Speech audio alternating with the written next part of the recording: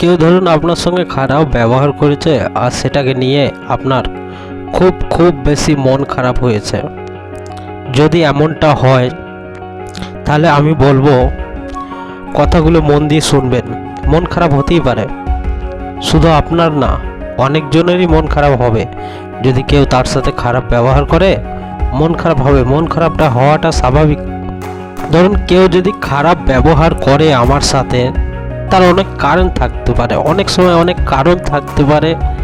ধরুন আমি ভুল ব্যবহার করেছি, ভুল কাজ করেছি, তাহলে আমাকে ভুল মানতে হবে, ক্ষমা চাইতে হবে, এটা একদম সত্যি কথা।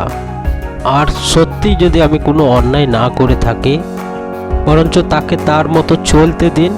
কাঁদবেন না, নিজেকে সেলফ মোটিভেশন করে রাখবেন, কাঁদবেন না। আমি কেন কষ্ট পাবো? আমি তো কোনো অন্যায় করিনি, আমি কেন কষ্ট পাবো? আমি সবসময় এগিয়ে চলবো।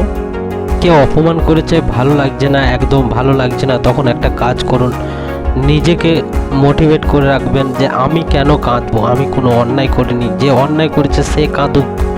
এগুলো নিয়ে বেশি নিজেকে না ভেবে হাসতে থাকুন, ব্যস্ত থাকুন, নিজেকে ব্যস্ত রাখুন। দেখবেন অনেকটা দুঃখ, আপনার মনটাও হালকা হবে, দেখবেন প্রবলেম কেটে গেছে, আপনি অনেকটা ভালো থাকবেন। কেন নিজেকে কষ্ট দিচ্ছেন ওই কথাগুলো ভেবে ভেবে? আপনি নিজেই পারেন নিজেকে আনন্দেতে রাখতে, একদম কষ্ট পাবেন না, নিজেকে কষ্ট দেবেন না, ভালো থাকবেন।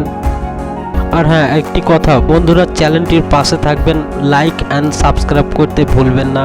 আপনার একটি লাইক এবং সাবস্ক্রাইব আমাদেরও ভালো লাগবে, লাইক এবং সাবস্ক্রাইব করলে বন্ধুরা। ধন্যবাদ।